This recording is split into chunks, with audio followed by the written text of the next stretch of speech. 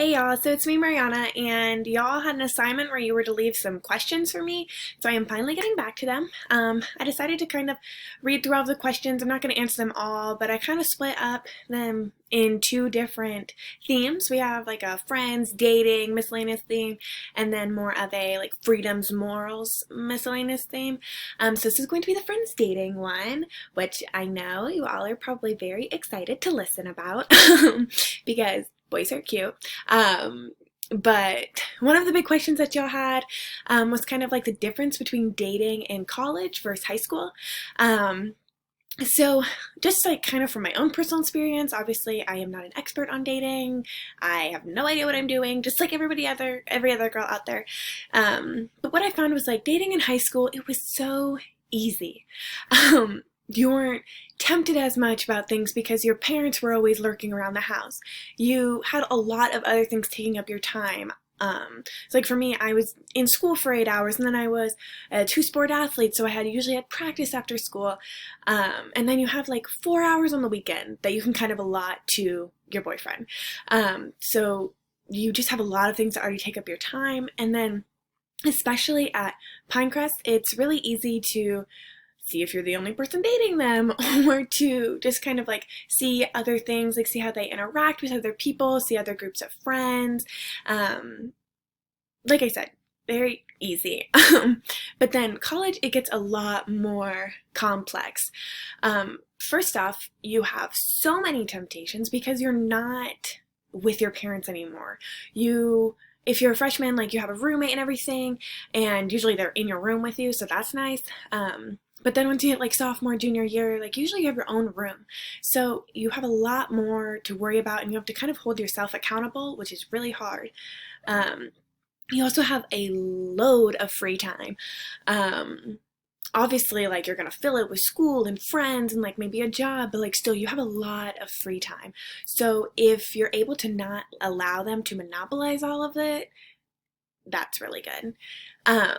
And finally, like it's just kind of hard to find somebody that has the same beliefs as you. So really take advantage of figuring out what you like in a person at Pinecrest, because when you get to college, it's really hard to see like their core.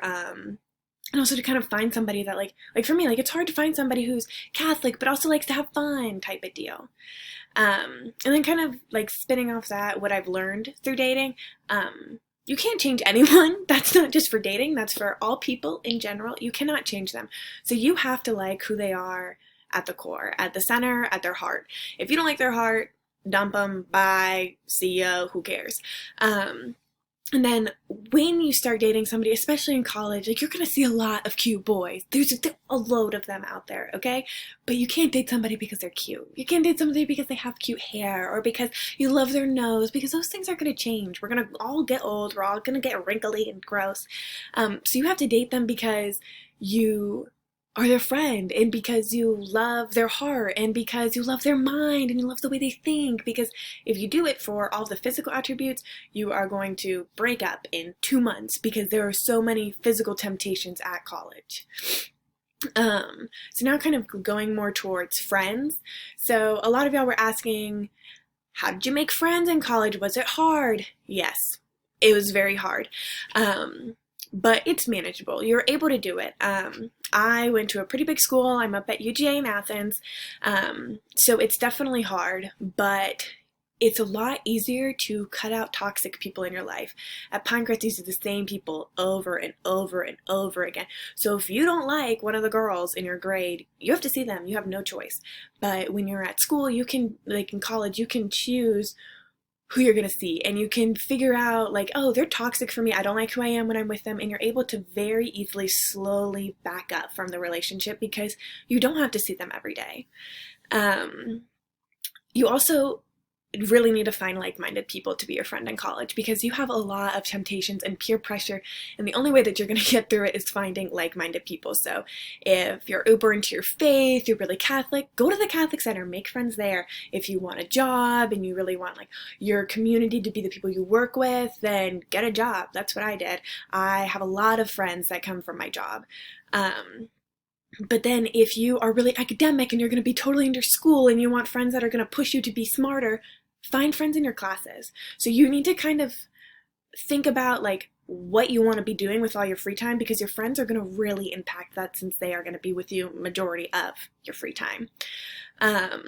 Also, y'all had a question about what advice I would give to my high school self, and I was giggling with my mom about this question a lot, but honestly, when I thought about it, my main thing that I would tell my high school self is just stop worrying about what people think of you, stop wearing so much makeup, stop waking up 30, 40, 50 minutes before school starts to fix your hair, stop worrying about if your skirt's the right length, stop worrying about if your backpack looks cute on you when you're walking around the halls. Just stop beating yourself up if you're not friends with somebody, because sometimes the other people are going to be the problem, and you're going to find that out in college. But also, you need to just love yourself. So in high school, it's a lot of self-loathing, and so stop doing that. Stop beating yourself up. Just learn to kind of love yourself, because when you get to college, you're all you really have. You don't have your parents. So if you don't love yourself, then kind of who's going to? And then the last question, which is kind of like a miscellaneous for fun question that I kind of wanted to answer, but what would you do with $100 million? It sounds stupid, but I would put it in the bank, because you don't know what you're going to want later on in life. Obviously, I would go have a massive shopping spree and buy a new car, but then after that, it's all going in the bank, because you have no idea what God is going to throw your way. So if you have $100 million sitting left over, you're going to be able to be like, oh, perfect, this broke, let me go fix it, I have a whole pool of money. So yeah, that's what I would do. Probably sounds lame, and I would not have said that 4 years ago, but now I would definitely say that. So that's kind of the end of this video. Stay tuned for the next one.